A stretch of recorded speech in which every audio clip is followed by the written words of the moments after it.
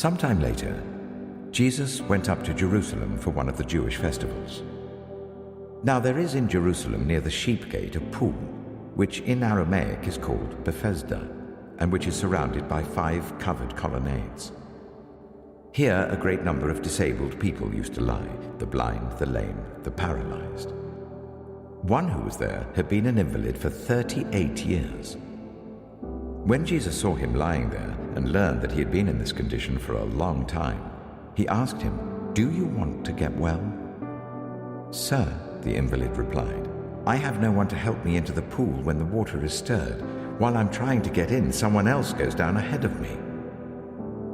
Then Jesus said to him, "Get up, pick up your mat and walk."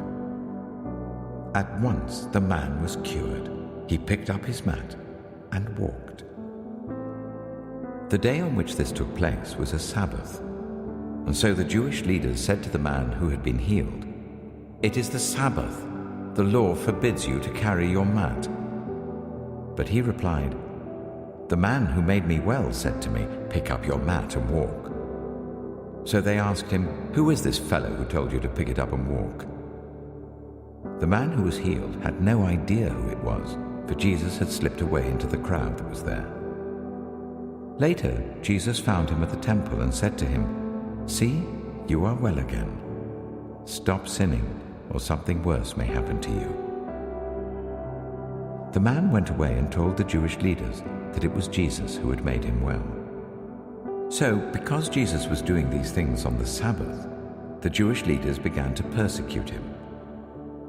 In his defense, Jesus said to them, "My Father is always at his work to this very day, and I too am working." For this reason, they tried all the more to kill him. Not only was he breaking the Sabbath, but he was even calling God his own Father, making himself equal with God. Jesus gave them this answer, "Very truly, I tell you, the Son can do nothing by himself. He can only do what he sees his Father doing, because whatever the Father does, the Son also does. For the Father loves the Son and shows him all he does.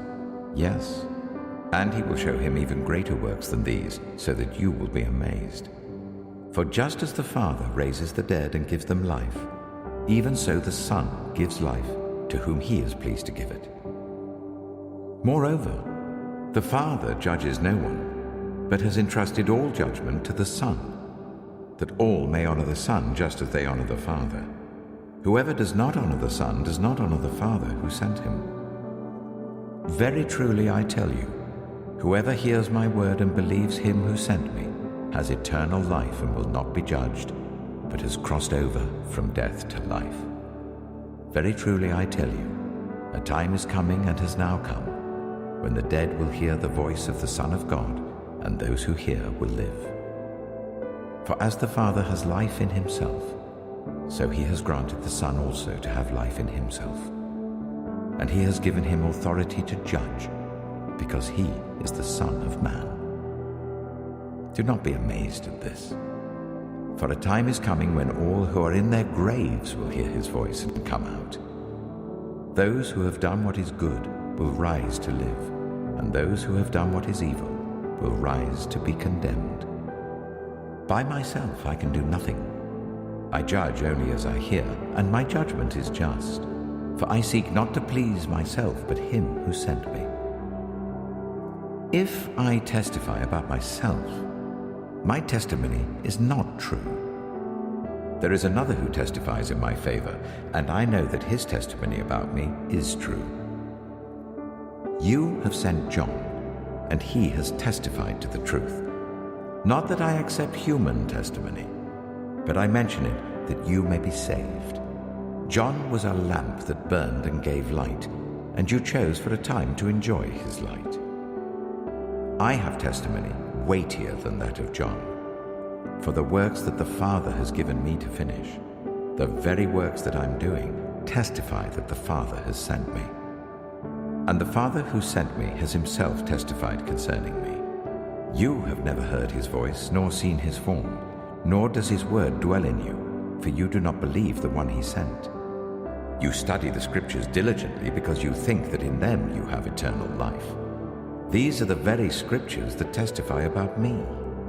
Yet you refuse to come to me to have life. I do not accept glory from human beings, but I know you. I know that you do not have the love of God in your hearts. I have come in my Father's name, and you do not accept me. But if someone else comes in his own name, you will accept him. How can you believe since you accept glory from one another, but do not seek the glory that comes from the only God? But do not think I will accuse you before the Father. Your accuser is Moses, on whom your hopes are set. If you believed Moses, you would believe me, for he wrote about me. But since you do not believe what he wrote, how are you going to believe what I say?